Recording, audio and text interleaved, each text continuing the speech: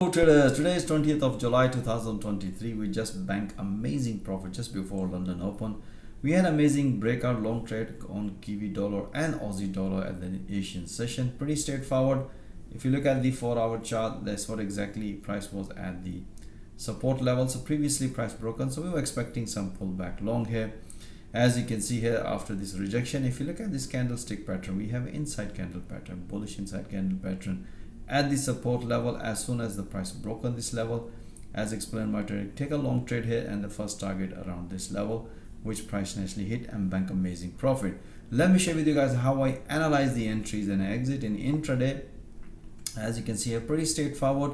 As explained to my trader, as being an intraday trader, more important for us when the price develop low high, that's the good sign. And as you can see here, the price nicely broke on this resistance, and beautiful, as soon as the price hit to the profit target based on the 4-hour, that's what I explained my trader, it's time to enjoy some profit. I hope you enjoy this analysis. You want to see all that analysis in real time with a live audio commentary support, most welcome. Join our fast growing trading community. Have a nice day.